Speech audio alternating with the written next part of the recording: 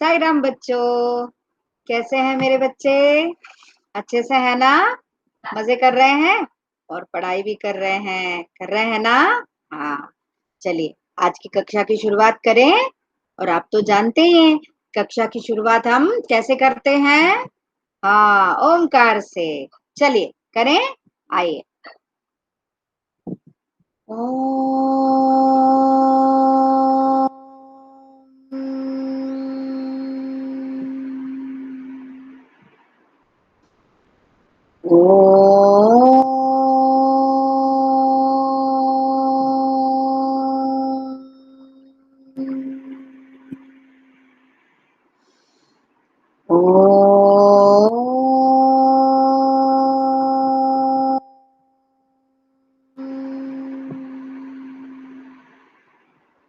साई राम बच्चों।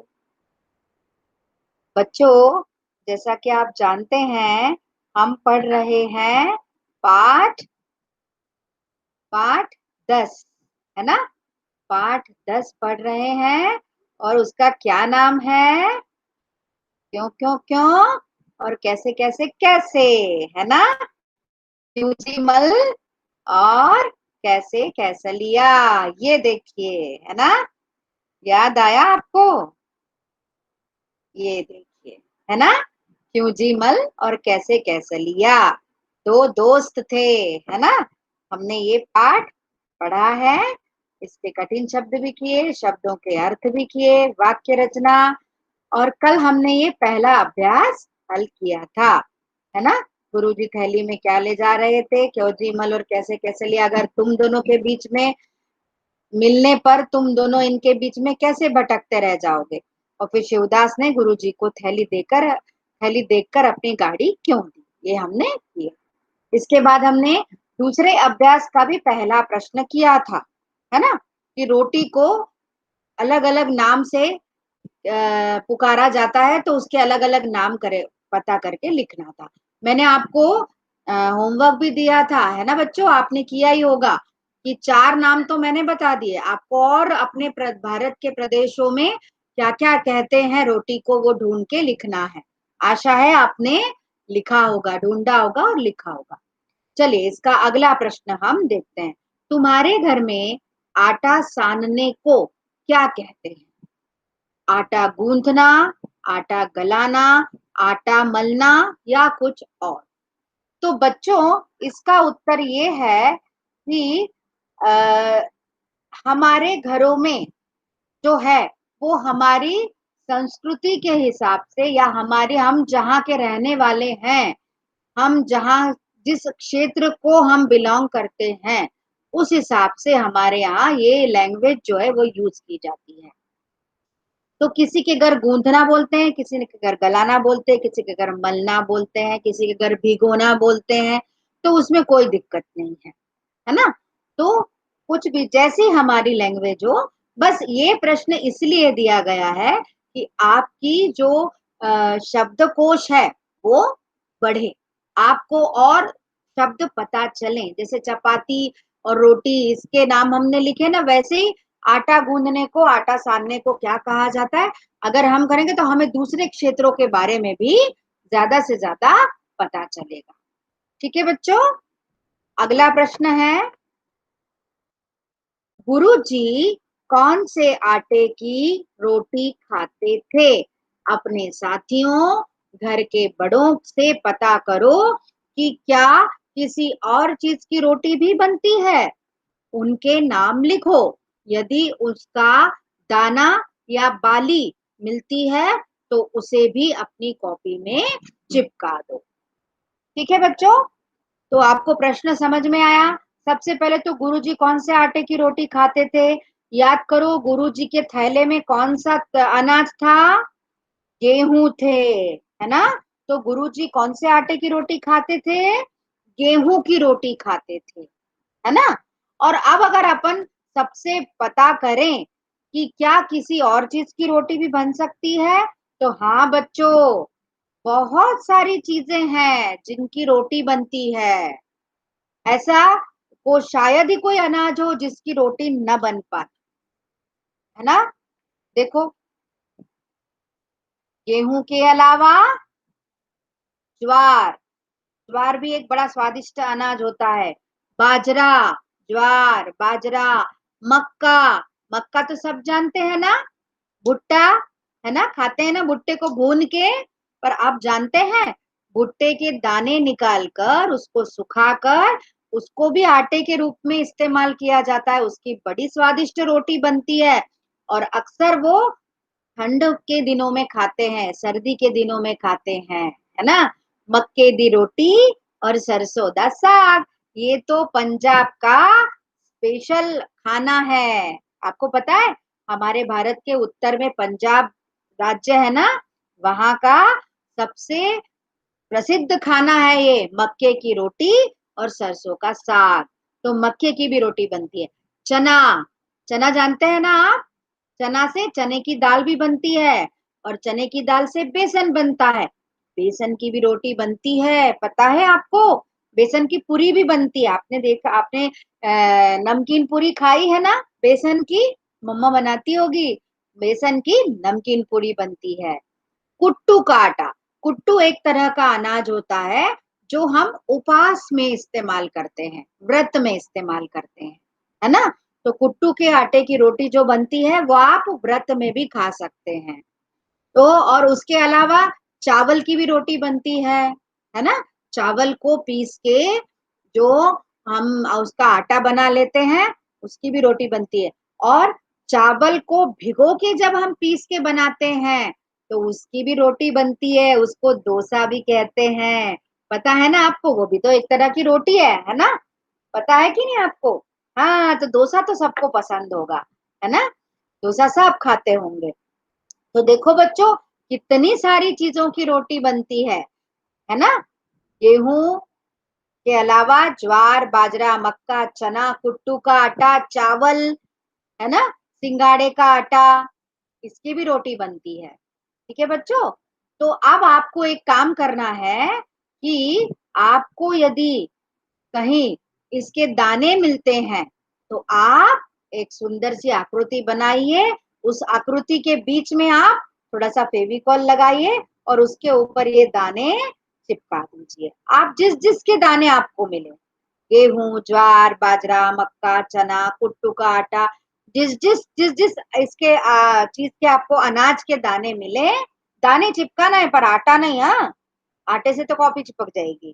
तो दाने चिपकाना है आपको। आप अलग अलग भिन्न भिन्न आकृतियां बनाइएगा, है ना, और उस पे दाने चिपकाइएगा।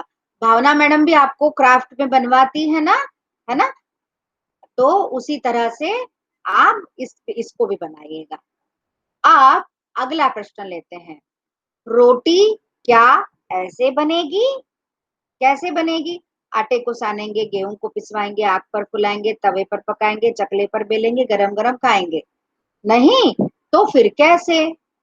बच्चों, इस प्रश्न में कुछ नहीं करना है, बस ये जो इतनी सारे चीजें दी गई है ना, इनको हमें एक क्रम में लगाना है ना।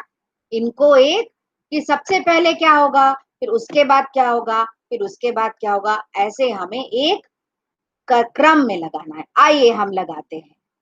ठीक है, ये देखिए, सबसे पहले हम क्या करेंगे। भाई ये तो ऑब्वियस है कि हम गेहूं को पिसवाएंगे, गेहूं को पिसवा के उसका आटा बनाएंगे, तभी तो हम रोटी बना पाएंगे कि नहीं, है ना। तो गेहूं को पिसवाएंगे। अब गेहूं पिसकर आटा बन गया। अब आटे को क्या करना पड़ेगा, हमें आटे को सानना पड़ेगा, या गूंदना पड़ेगा, या गलाना पड़ेगा, या मलना पड़ेगा, है ना। आटे को ये हमें इस तरह से रोटी के लिए तैयार करना पड़ेगा। अब क्या करेंगे, आटे की छोटी छोटी लोई बनाकर उसे चकले पर बेलन से बेलेंगे, है ना। गोल चांद जैसी रोटी, है ना। मम्मी बनाती है ना सबकी। हाँ, मम्मी सबकी चांद जैसी पूनम के चांद जैसी रोटी बनाती है मम्मी, जो कि उसके बाद वो तवे पर पकाती है ना। तवे पर पकाती है, फिर उसको तवे पर जब दोनों तरफ से पक जाती है तो मम्मी क्या करती है, उसको आग पर डायरेक्ट डालती है। आग पर डालने के लिए, सेकने के लिए डालती हैं तो वो फूल के ऐसी कुप्पा हो जाती है ना। और उस वो गरम गरम फूली हुई रोटी फिर हम खाते हैं, है ना बच्चों? खाते हैं ना रोटी। रोटी बहुत पौष्टिक होती है, खाना चाहिए, सबको खाना चाहिए। ठीक है, रोज रोटी ही खाना चाहिए। कभी कभी, बहुत कम, महीने में एक आध बार दूसरी चीजें खाओ तो चल जाता है। दूसरी चीजों से मेरा मतलब समझ रहे हैं ना आप? हाँ, वही वही उसी की बात कर रही हूँ मैं।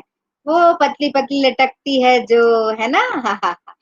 पर रोटी रोज खाना चाहिए। ठीक है बच्चों, तो इसका क्रम ये है, गेहूं पिसवाएंगे, आटे को सानेंगे, चकले पर बेलेंगे, तवे पर पकाएंगे, आग पर फुलाएंगे या सेकेंगे और गरम गरम खाएंगे, सब्जी के साथ, दाल के साथ, है ना। ठीक है बच्चों, तो ये आपको समझ में आया। अब ये अगला प्रश्न, गुरु जी ने कैसे कैसलिया को समझाया कि आटा कैसे साना जाता है। अब तुम घर पर किसी को रोटी बेलते देखो और लिखो कि रोटी कैसे बेली जाती है। बच्चों, ये जो है, ये आपको होमवर्क के रूप में ये प्रश्न है।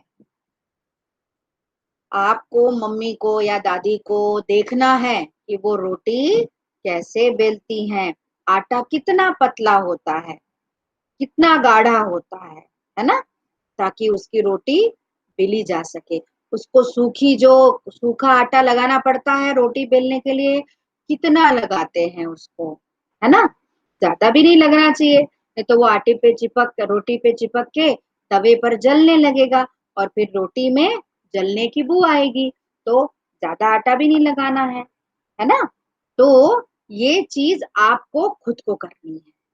ठीक है बच्चों, कि आटा कैसे साना जाता है ये तो हमने देखा। अब आपको घर पे मम्मा को आटा सानते हुए देखना है कि वो कैसे सानती हैं, फिर कैसे उसकी लोई बनाती हैं और चकले पर वो कैसे बेलती हैं और कैसे वो पूनम के चांद जैसी गोल रोटी बनाती हैं।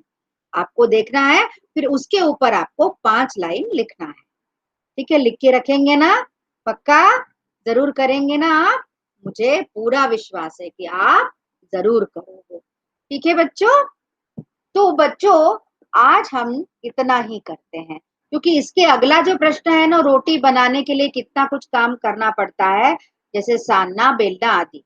पता करो इन्हें और लिखो कि इन्हें बनाने के लिए क्या करना पड़ता है। चाय, सब्जी, दाल, हलवा और लस्सी।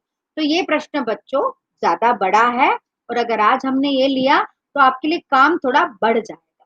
तो आज के लिए हम इतना ही करते, इस प्रश्न को हम कल लेंगे। ठीक है, इसको हम कल करेंगे ताकि आप इसको बाद में लिख सकें। ठीक है बच्चों, तो आज हमने, ये एक होमवर्क का प्रश्न है, इसमें आपको करना है कि घर पर रोटी बेलते देखना है और उसको लिखना है कि रोटी कैसे बेली जाती है। तो बच्चों आप आटा सानते हुए भी देखना मम्मी को, ठीक है, मम्मी को आटा सानते हुए भी देखना, फिर रोटी बेलते हुए देखना। ठीक है, फिर हमने ये कल का अभ्यास के बचे हुए तीनों प्रश्न किए कि आटा सानने को आपकी भाषा में क्या कहते हैं। तो बच्चों अलग अलग भाषाएं, सब जगह की अलग अलग हैं, कुछ भी कहते हो, बस आटा सानने को हम कुछ ना कुछ जरूर कहते हैं। अब गुरुजी कौन से आटे की रोटी खाते थे? तो गुरुजी गेहूं के आटे की रोटी खाते थे। और गेहूं के अलावा ज्वार, बाजरा, मक्का, चना, कुट्टू का आटा, सिंगाड़े का आटा, चावल का आटा आदि की भी रोटी बनती है। और रोटी कैसे बनेगी? तो उसका क्रम है कि सबसे पहले गेहूं को पिसवाएंगे, आटे को सानेंगे, चकले पर बेलेंगे, तवे पर पकाएंगे, आग पर फुलाएंगे या सेकेंगे और गरम गरम खाएंगे। ठीक है बच्चों, तो आज की कक्षा के लिए हम इतना ही करते हैं। ठीक है, हम कल फिर मिलेंगे। ठीक है, और तब तक आपको जो काम दिया है वो करके रखना है। रखेंगे ना? पढ़ेंगे ना? धीरे धीरे कीजिए, कोई दिक्कत नहीं है। अब वीडियो तो आपके पास यूट्यूब पर है ही, आप चाहे जितनी बार वीडियो को देख सकते हैं, है ना? और चाहे जितनी बार आप कर सकते हैं। तो धीरे-धीरे एक-एक अभ्यास को हल कीजिए और पढ़िएगा ज़रूर। लिंक नहीं टूटनी चाहिए ताकि जब हम मिलेंगे तो हम रेडी रहेंगे। ठीक है बच्चों? तो आज की कक्षा को हम यहीं विराम देते हैं और आपको तो पता ही है कि कक्षा का समापन हम कैसे करते हैं? हाँ, शांति पाठ से। तो चलो सब मिलकर शांति पाठ करते हैं। ओम शांति शांति शांति